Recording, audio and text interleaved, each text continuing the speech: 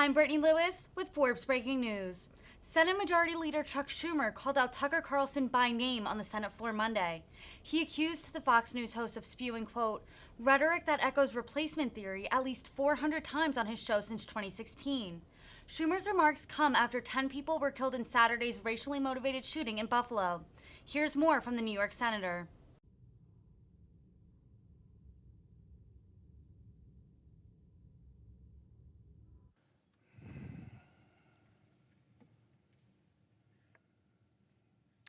Madam President, Majority Leader. I ask unanimous consent the quorum be dispensed with. Without objection. Madam President, 2 days ago, barbarism descended upon the city of Buffalo.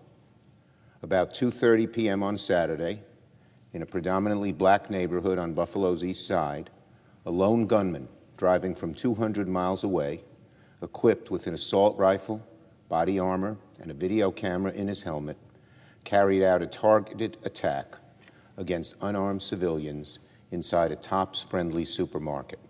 His goal? To kill as many black Americans as possible. In a matter of minutes, 10 people were killed, including a former Buffalo police officer who worked as a security guard. At least 3 more were wounded. It was the deadliest shooting in the history of Buffalo and the worst mass shooting in America this year. Today, we hold in our hearts every single New Yorker whose life was tragically cut short during Saturday's violence. We weep, knowing nothing will ever be able to bring them back. We mourn with their families and with their friends and with the entire community still shell-shocked by this shooting.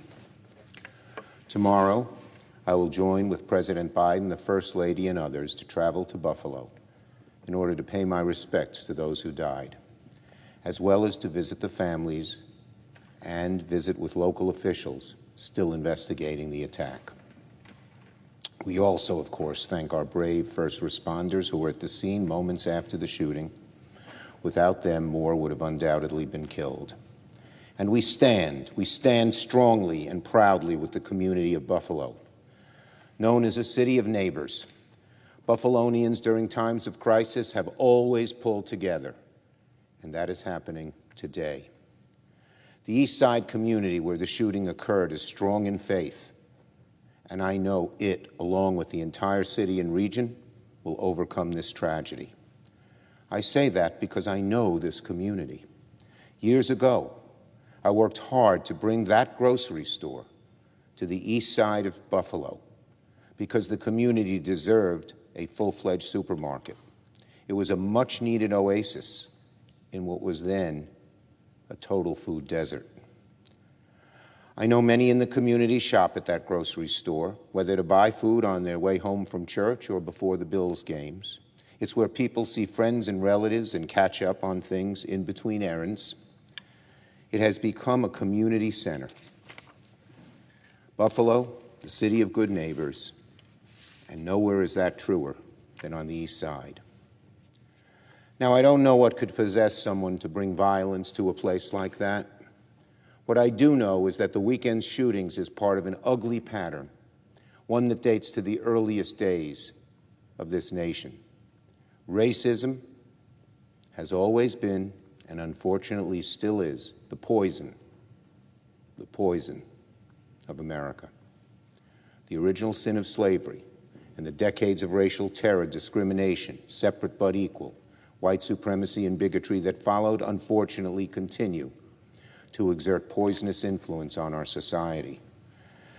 An influence so poisonous that even today, after America elected a black president, after America marched for racial justice, after the Senate confirmed a black Supreme Court justice, a black Supreme Court woman justice for the first time ever, we must still reckon with unspeakable acts of racial violence like what happened Saturday on Jefferson Avenue. As I said, the community is strong in faith, and I know it will overcome this tragedy, and I know that because I know Buffalo. Mr. President, Madam President, over the next few days, I will continue my conversations with local officials and federal investigators to get to the bottom of this harrowing massacre. But while there is much that we don't know yet about Saturday's shooting, there are a few things that are already clear and which demand action. First, the victims on Saturday were not targeted at random, nor was this a particular grocery store in this particular neighborhood of Buffalo a haphazard selection. It was not. No, this was a racially motivated attack.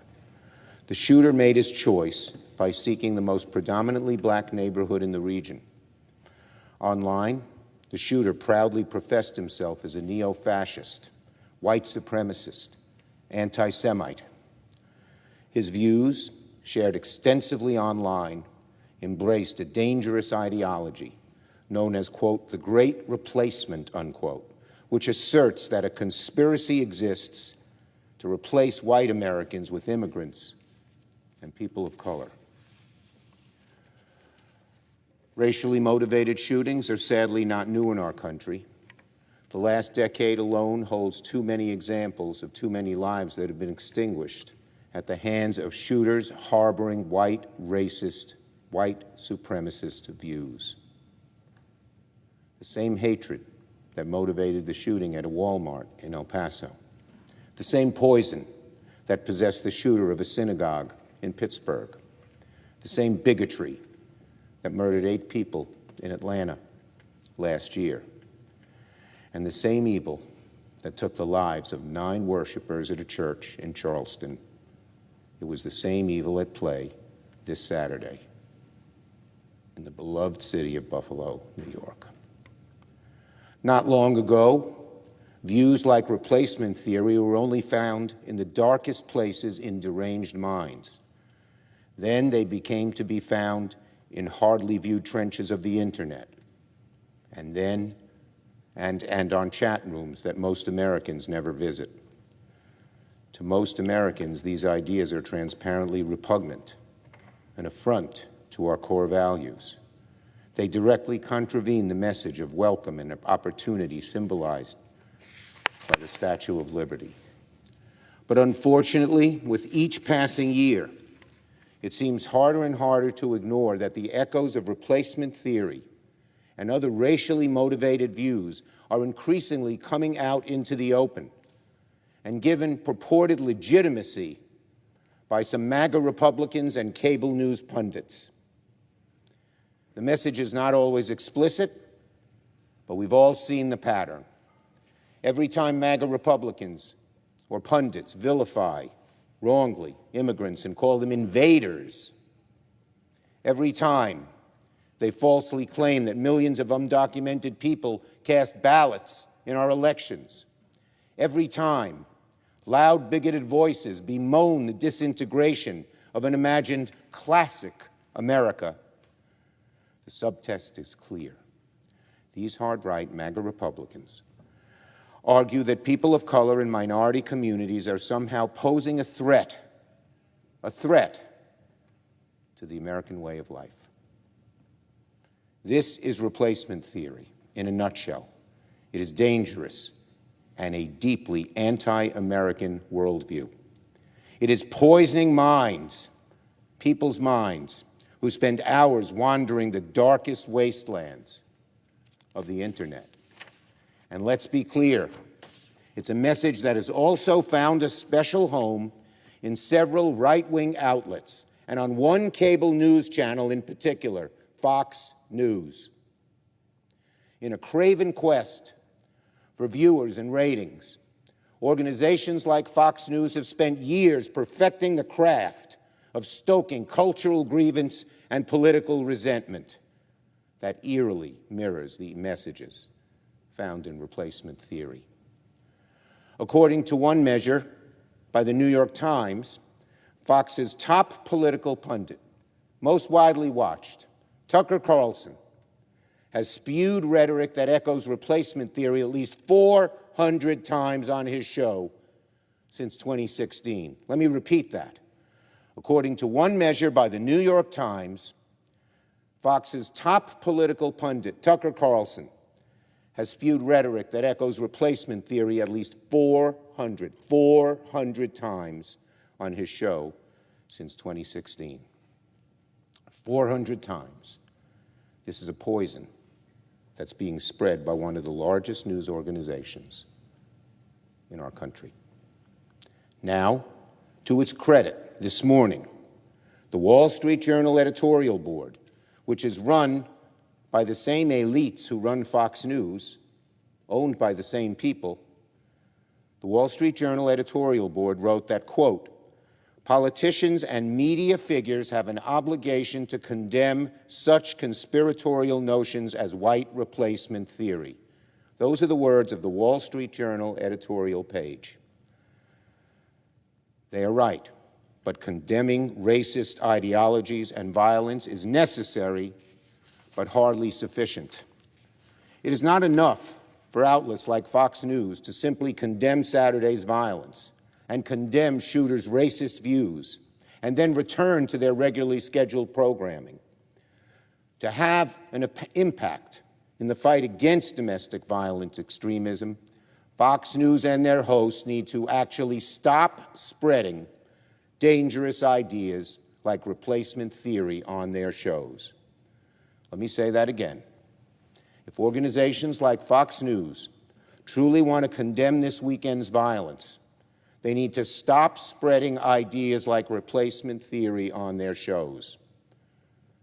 We see, sadly, unfortunately, and on several, all too many occasions, what happens when these views are given a platform. Every single media pundit, every single elected politician, and indeed every single voice of influence in this country should band together to stomp views like replacement theory out of existence. These views should have no place in American society, and certainly no place in the segments of our most watched news channels.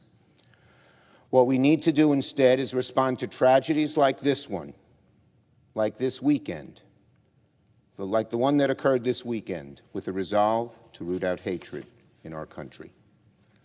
And we must leave no stone unturned in pursuing solutions that make these attacks less likely, these tragic, awful, horrible attacks. Just look at the pictures of the people who died. To be clear, denouncing and rooting out racist conspiracy theories spread by the hard right is only one step we must take, and certainly not a substitute for passing other meaningful legislation to address the gun violence epidemic. But as we mourn those lives that were taken away this weekend, as we grieve with the survivors, we must also make a commitment as Americans to oppose the old poisons of racism and white supremacy, been with us far too long, that inspired these violent attacks to begin. If we don't do that, I fear these attacks will continue and even multiply, and true justice and a nation that aspires to e pluribus unum will continue to evade our great nation. I yield the floor.